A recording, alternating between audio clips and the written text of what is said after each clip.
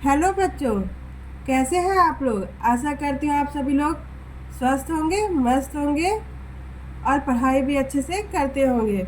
जैसा कि आप लोग देखे हैं बोर्ड के एग्ज़ाम में बच्चों ने कितने अच्छे अंक प्राप्त किए हैं। तो बच्चों बच्चे जो जो बच्चे अच्छे अंक प्राप्त करते हैं वो निरंतर अपनी पढ़ाई के प्रति सक्रिय रहते हैं। तो चलिए बच्चों, इतना तो ठीक है। आज हम कौन सी विधा पढ़ाएंगे? पत्र साहित्य, डायरी और रेखा चित्र।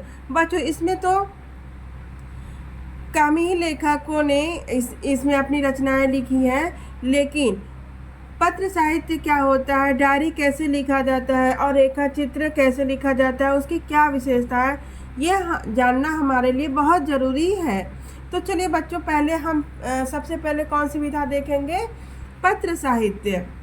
तो चलिए देखिए, देखा जाए बच्चों, यहाँ देखिए, पत्रों के द्वारा किसी व्यक्ति से संबंध बनाकर किसी विषय पर जो लिपिबद्ध वार्तालाप प्रारंभ किया जाता है उसका संपूर्ण संकलित रूप पत्र साहित्य कहलाता है। यहाँ तक आप लोग समझे बच्चों?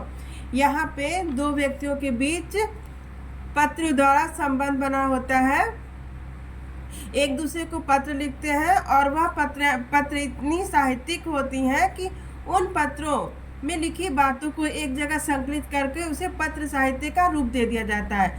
आगे देखिए बच्चों, इसमें लेखक किसी व्यक्ति को पत्र लिखकर किसी विषय पर उसके विचारों को जानना चाहता है। उसका उत्तर प्राप्त होने पर वह उस उत्तर का विश्लेषण करता है और उत्पन्न शंकाओं के समाधान हेतु पुनः अर्थात फिर से पत्र लिखता है।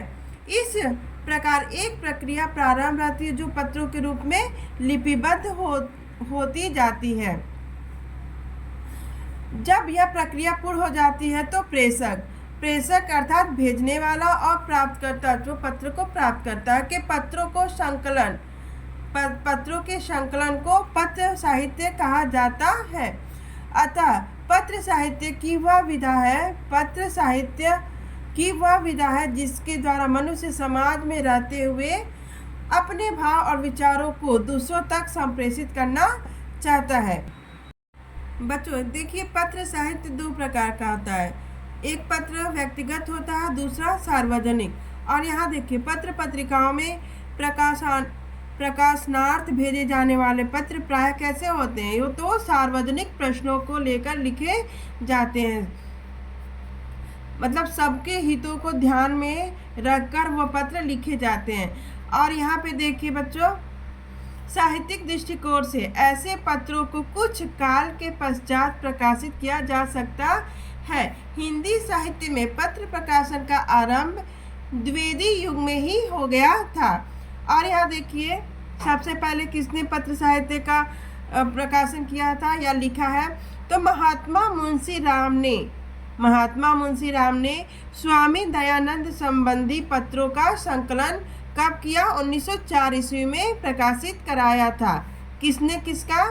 तो महात्मा मुंशी राम ने स्वामी दयानंद संबंधी पत्रों का संकलन 1904 ईस्वी में प्रकाशित कराया था।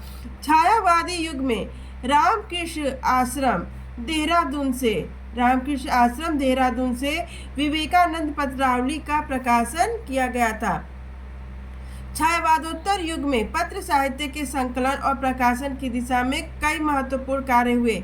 इस क्षेत्र में बैजनाथ सिंह विनोद द्वारा संकलित द्विवेदी पत्रावली, किसके द्वारा? बैजनाथ सिंह विनोद द्वारा संकलित द्विवेदी पत्रावली 1954 ईस्वी में। बनारसी दास चतुर्वेदी द्वारा संकलित पदम सिंह शर्मा के पत्र। तो इसमें केवल ये या तो लेखक पूछता है या तो रचना पूछता है। वियोगी हरि द्वारा लिखित पत्र साहित्य बड़ों के प्रेरणादायक कुछ पत्र तथा हरिवंश राय बच्चन के द्वारा लिखित पंत के 200 पत्र बच्चन के नाम कब लिखा गया था? 1971 में यह पत्र संकलित किया गया था या प्रकाशित किया गया था। बच्चों अब हम डायरी विधा के बारे में पढ़ेंगे। तो डायरी विधा कैसे लिखी जाती है, क्या होता है? तो चलिए देखा जाए।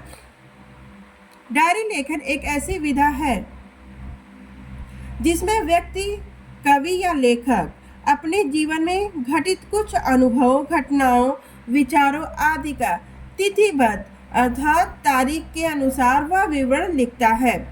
डायरी लेखन कला का प्रारंभ लगभग 1930 ईस्वी के आसपास माना जाता है। नरदेव शास्त्री वेद तीर्थ को प्रथम डायरी लेखक माना जाता है। किसको प्रथम डायरी लेखक माना जाता है? नरदेव शास्त्री वेद तीर्थ को प्रथम डायरी लेखक माना जाता है। उनकी डायरी का नाम है नरदेव शास्त्री वेद तीर्थ की जेल डायरी। नरदेव शास्त्री वेद तीर्थ की जेल डायरी के प्रकाशन के साथ ही हिंदी में डायरी लेखन कला का उदय हुआ था। छायावादी युग में धीरेन्द्र वर्मा द्वारा लिखित मेरी कॉलेज डायरी उल्लेखनीय है। यह बच्चों मेरी कॉलेज डायरी किसके द्वारा लिखा गया है? धीरेन्द्र वर्मा के द्वारा। यह बहुत ही इंपॉर्टेंट है, एग्जाम में पूछे जा सकते हैं। छायावादोत्तर युग में इला चंद्र जोशी, रामधारी सिंह दिनकर, शमशेर बहादुर सिंह, मोहन राकेश आदि की डायरियाँ प्रकाशित हुई हैं। अब चलिए बच्चों हम रेखा चित्र के बारे में पढ़ेंगे। तो रेखा चित्र विधा क्या होता है, उसे कैसे लिखा जाता है? तो रेखा चित्र शब्द कहाँ से लिया गया है? अंग्रेजी के स्केच शब्द का अनुवाद है। रेखा चित्र शब्द अंग्रेजी के स्केच शब्द का अनुवाद है तथा दो शब्दों रेखा और चित्र के योग से बना है।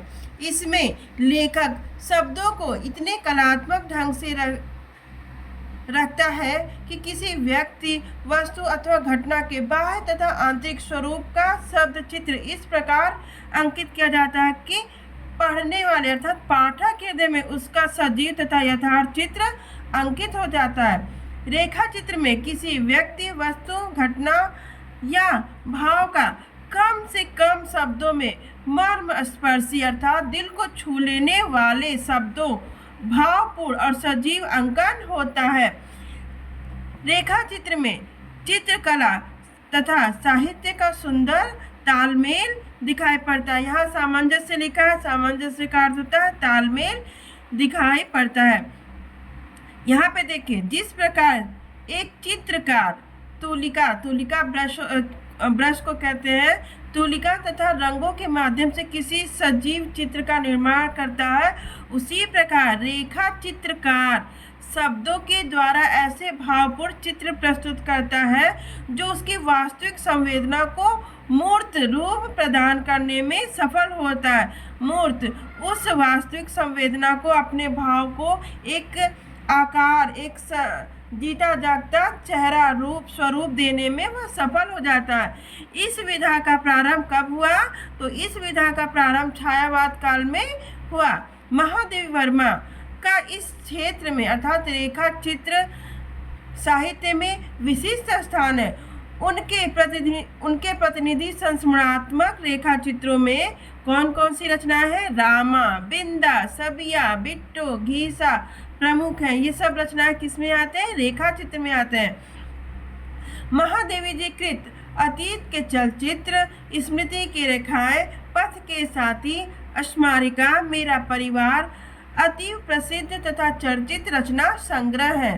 तो ये सभी जो संग्रह है रेखा चित्रात्मक संग्रह है। कौन कौन से? अतीत के चलचित्र, स्मृति की रेखाएं, पथ के साथी, स्मारिका, मेरा परिवार, यह अत्यंत प्रसिद्ध चर्चित रचना संग्रह है।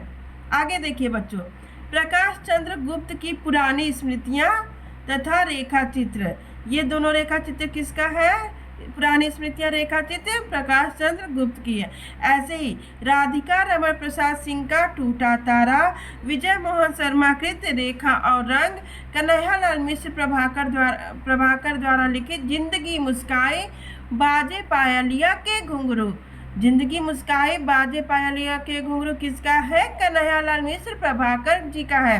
आगे देखिए और एक और भी है रेखा चित्र, महके आंगन चहके द्वार तथा शिव पूजन सहाय कृत यानी शिव पूजन सहाय द्वारा लिखित वे दिन वे लोग और संस्मरण रेखा चित्र साहित्य की महान रचना है।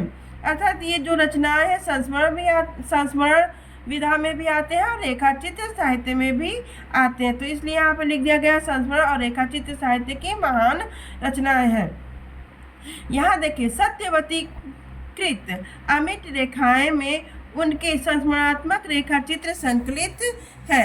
उपेंद्रनाथ अश्क की कृतियाँ अब यहाँ पे देखिए उपेंद्र नाथ अस्क द्वारा रेखा चित्र लिखे गए हैं। रेखाएं और चित्र। मंटो मेरा दुश्मन और ज्यादा अपनी कम पराई विशिष्ट है।